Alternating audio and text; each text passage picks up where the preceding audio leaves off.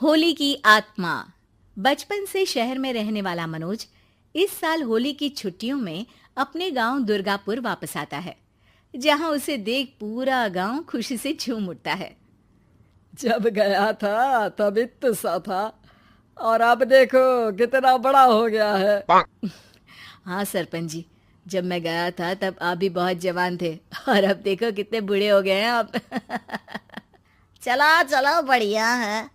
बच्चा घर वापस आ गया। इसी खुशी में आज रात पार्टी होगी।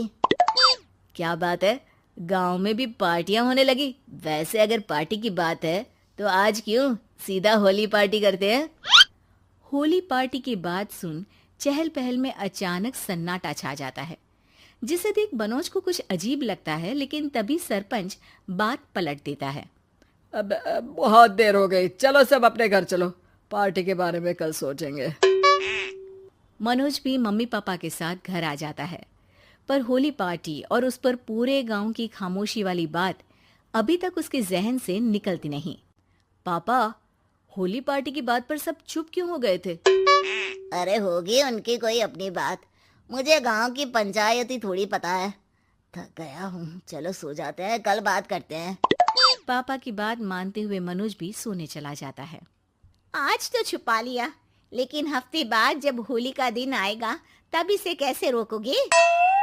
अगली सुबह सूरज के साथ ही मनोज भी गांव घूमने निकल जाता है, जिस पर रास्ते में उसे अपनी ही उम्र के कुछ लड़के भी मिलते हैं, जिनसे दोस्ती कर अब वो उनके साथ घूमने लगता है। इसी तरह कुछ दिन बीत जाते हैं और होली नजदीक आने लगती है। दोस्तों, होली में 4 दिन ही बचे हैं, पर गांव में उसकी कोई तैयारियां क्यों नहीं दिख रही? क्योंकि यहाँ होली नहीं मनाई जाती। अरे पर ऐसा क्यों? वो राजा भूषण। अरे तुम 4 दिन के लिए आए हो, क्या इतना सोच रहे हो? चलो कुछ खाने चलते हैं। इसी के साथ एक बार फिर होली की बात को टलते हुए देख मनोज को शक होने लगता है। वो घर पहुंचते ही इंटरनेट पर अपने गांव और राजा भूषण के बारे में जानकारी निकालने लगता है। क्या? मुझे आज तक ये नहीं पता था। ऐसा कैसे? किसी ने मुझे कुछ बताया क्यों नहीं?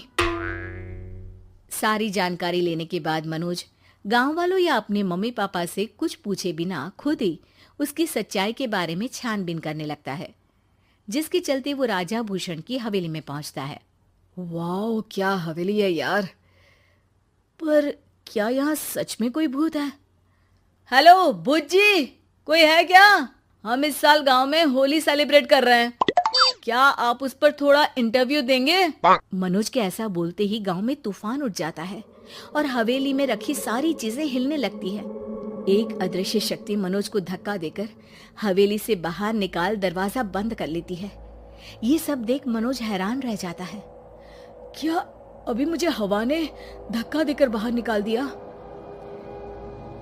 मेरे होते हुए इस गांव में कभी होली नहीं मन सकती, इसलिए दोबारा ऐसी कोशिश भी मत करना, अंजाम बुरा होगा। आवाज सुन मनोज हैरानी से इधर उधर देखने लगता है, पर उसे कोई दिखाई नहीं देता। वो गांव वापस आ जाता है, जहां तूफान की वजह से सब कुछ तहस महस हो चुका होता है। आखिर ये तूफान आया कैसे? ना ऐसा कोई मौसम था और ना ही हमने होली का त्योहार मनाने की बात की थी।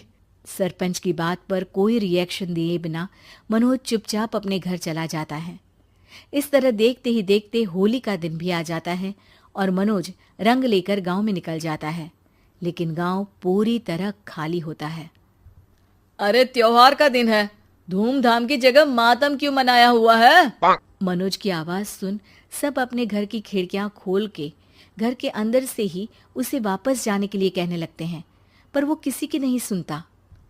तुझे पहले भी समझाया था, अगर होली खेलने की कोशिश भी की तो अच्छा नहीं होगा। अरे बात मान लो बेटा, तुम्हें सच नहीं पता। मुझे सब पता है। सालों पहले इस राजा ने एक अंधविश्वास फैलाया और आप लोग आज तक उसे मानते आ रहे हो। अरे बेटा, जब तुम पैदा भी नहीं हुए थे उससे भी बहुत पहले से इस गांव पर होली का श्राप है। अगर गांव में होली का त्योहार मनाया जाता है तो प्रलय आना पक्की बात होती है। राजा भूषण इस सब में नहीं मानते थे और त्योहार मनाने लगे, जिसके चलते होली वाले ही दिन पहले उनके बेटे की और फिर उनकी मृत्यु हो गई। तभी से गांव की रक्षा के लिए उनकी आत्मा उस हवेली में रह रही है। सबकी बातें सुन मनोज उलझन में पड़ जाता है। सोचना भी मत मनोज, अगर तुमने इस परंपरा को तोड़ने की कोशिश भी की तो उसका परिणाम इस गांव और गांव के लोगों के लिए अच्छा नहीं होगा। मुझे भी यकीन नहीं हो रहा कि आप लोग एक बेतुकी बात को मानकर सालों से रंगों के त्योहार को मातम की तरह मनाते आ रहे हो। मनोज किसी की कोई बात ना मानते हुए पूरे गांव में रंग बिखेर देता है, जिसके तुरंत बाद वहां तूफान के साथ बिजलियां गरजने लगती है। अचानक मौसम में ऐसा बदलाव देख जहां मनोज कंफ्यूजन में आ जाता है, वहीं गांव वाले डर से सहम जाते हैं।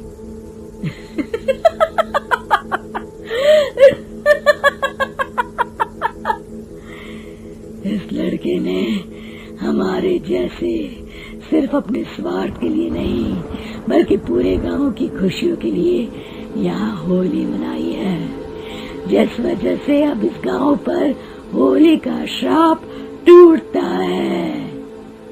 ऐसा बोलकर राजा का भूत वहां से गायब हो जाता है, जिसके बाद गांव के लोग धूमधाम से होली मनाते हैं। खुशियों के रंग गांव में बिखरे ही होते हैं कि अगली सुबह अचानक मनोज कहीं गायब हो जाता है और एक बार फिर गांव में होली का नया राज शुरू हो जाता है।